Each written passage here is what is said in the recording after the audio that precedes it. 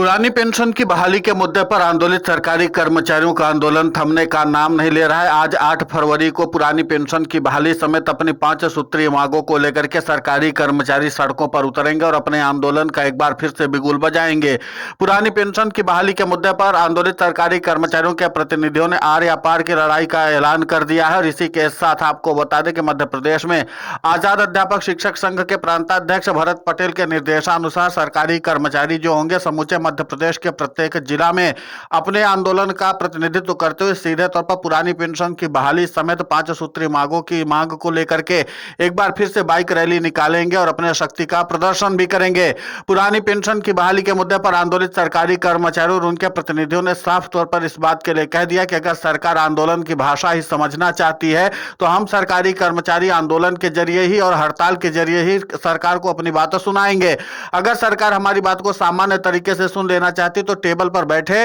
और सीधे तौर पर आमने सामने बैठ करके बातचीत हो और समाधान निकले। लेकिन अगर सरकार ये चाहती है कि पुरानी पेंशन की बहाली वो आंदोलन के दम पर ही देगी तो आंदोलन के दम पर सरकारी कर्मचारी पुरानी पेंशन की बहाली के लिए सक्षम है। इसी के नाते से 8 फरवरी 2026 को पुरानी पेंशन की बहाली के मुद्दे पर आंदोलित सरकारी कर्मचारी मध्य प्रदेश के समूचे जिले में आज अपनी बाइक रैली निकाल कर अपने शक्ति का एहसास करवाएंगे और इस बात का संदेश देंगे कि पुरानी पेंशन की बहाली के मुद्दे पर आंदोलित सरकारी कर्मचारियों की मांगों को नजरअंदाज करना और इसी के साथ बजट में जिस तरीके से सरकारी कर्मचारियों की मांगों को सरकार ने नजरअंदाज किया है उसके नाते से पुरानी पेंशन की बहाली के मुद्दे पर आंदोलित सरकारी कर्मचारियों और उनके प्रतिनिधियों का गुस्सा सातवें आसमान पर है। और इसी के नाते सब सरकारी कर्मचारियों ने सड़कों पर एक बार फिर से उतरने का फैसला कर लिया है ताकि सरकारी कर्मचारी इस बात का एहसास सरकार को करवाते रहे कि सरकारी कर्मचारी अपने पुरानी पेंशन की बहाली की मांग पर वैसे ही अड़े हुए हैं जैसे पहले अड़े हुए थे और सरकार इस बात का मुगालता न पाले कि सरकारी कर्मचारी पुरानी पेंशन की बहाली के मुद्दे की मांग को छोड़ करके बैठ गए हैं,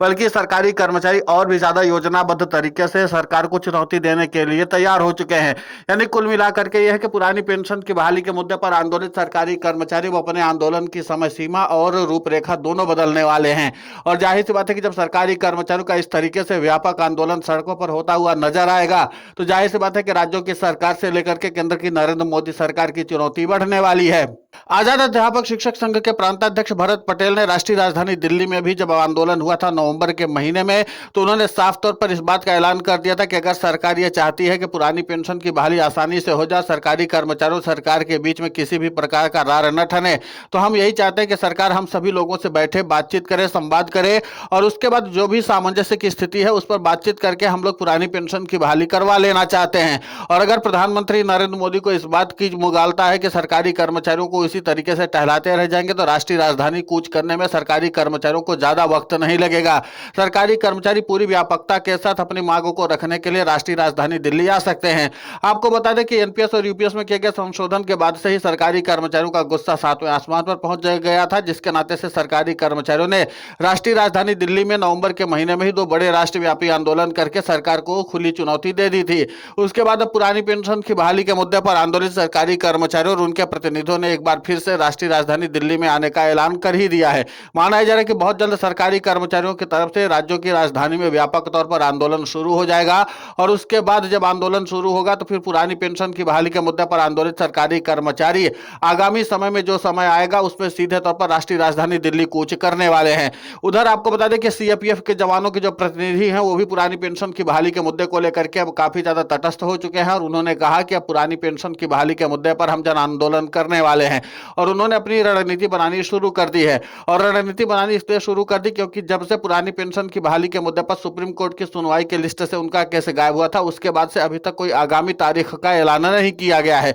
जिसके नाते से पुरानी पेंशन की बहाली के मुद्दे को लेकर के सीआरपीएफ के जवानों और उनके प्रतिनिधियों में भारी रोष व्याप्त है। तो यानी कुल मिलाकर के यह कि एक तरफ सरकारी कर्मचारी अभी से सड़कों पर उतरकर बाइक रैली निकाल रहे हैं और जन जागरूकता अभियान चला रहे हैं और इसी के साथ अपने कर्मचारी वर्ग को एकजुट कर रहे हैं, दूसरी तरफ सीआरपीएफ के जवानों के जो प्रतिनिधि हैं, सीआरपीएफ के जो जवान हैं वो अपनी पुरानी पेंशन के लिए जन आंदोलन की रणनीति बना रहे हैं और बहुत जल्द जब धरातल पर ये उतरेंगे अपनी रणनीति के साथ और आम लोगों को बताएंगे कि किस तरीके से पुरानी पेंशन की बहाली के लिए उनके साथ ज्यादती हो रही है। जबकि दिल्ली हाई कोर्ट ने इस बात का फैसला दे दिया था कि सीआरपीएफ के जवानों को पुरानी पेंशन की बहाली का लाभ मिलना चाहिए, वो इसके हकदार हैं। बावजूद इसके केंद्र की नरेंद्र मोदी सरकार ने सुप्रीम कोर्ट में जाकर के इस मामले पर स्टे लिया और उसके बाद से अब तक सीआरपीएफ के जवान लगातार पुरानी पेंशन की बहाली की मांग पर महरूम बने हुए हैं। इसी के नाते से सरकारी कर्मचारियों को भी अब इस पूरे मामले पर संवेदनशील होना पड़ेगा, क्योंकि जाहिर सी बात है कि सीएपीएफ के जवानों के साथ अगर वो संयुक्त रूप से आते हैं तो उनके आंदोलन की भूमिका और भी ज्यादा मजबूत और तटस्थ हो जाएगी।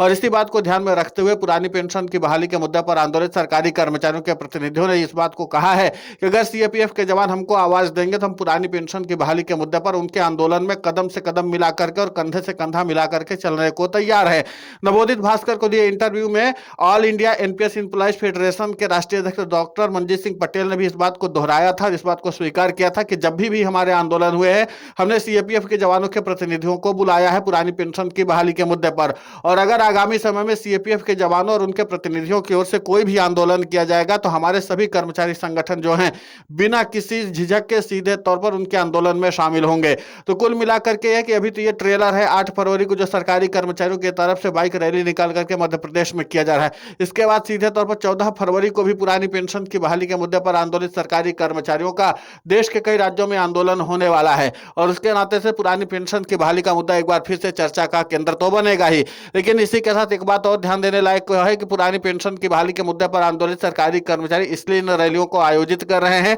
ताकि सरकारी कर्मचारियों को एकजुट किया जा सके और उनको इस बात का संदेश दिया जा सके कि अभी तक की लड़ाई के बावजूद भी केंद्र की नरेंद्र मोदी सरकार ने उनकी मांगों को प्राथमिकता के आधार पर नहीं सुना है। और इसीलिए पुरानी पेंशन की बहाली के मुद्दे पर और व्यापकता के साथ राष्ट्रीय राजधानी दिल्ली में भी कूच करने की जरूरत है। आपको बता दें कि all India NPS employees federation के राष्ट्रीय अध्यक्ष डॉक्टर मनजीत सिंह पटेल ने कहा था कि अगर सरकार हमारी मांगों को नहीं सुनती, अभी हम लोग संवाद के रास्ते पर हैं, और अगर संवाद के रास्ते पर सरकार आकर के बातचीत नहीं करती है और हमारे मामले का निराकरण नहीं करती है तो फिर जाहिर सी बात है कि अगस्त के महीने में पुरानी पेंशन पर अगस्त क्रांति होगी और सरकारी कर्मचारी अपनी ताकत का एहसास सरकार को इसी राष्ट्रीय राजधानी दिल्ली में करवा करके दिखाएंगे। तो जाहिर सी बात है कि पुरानी पेंशन की बहाली के मुद्दे पर सरकारी कर्मचारियों ने आंदोलन के लिए भी अपनी रणनीति बना रखी है और सरकार से संवाद करने के लिए भी रणनीति बना रखी है। अब ऐसे में देखना दिलचस्प होगा कि सरकार कौन से रास्ते को चुनती है, सरकारी कर्मचारियों के साथ किस तरीके से संवाद करती है। फिलहाल तमाम कर्मचारी संगठनों के प्रतिनिधियों ने इस बात का संदेश साफ तौर पर सरकार को भेज दिया है कि अगर पुरानी पेंशन की बहाली करनी है तो हमारे साथ संवाद करो, हमारी तरीके से बातचीत करके ही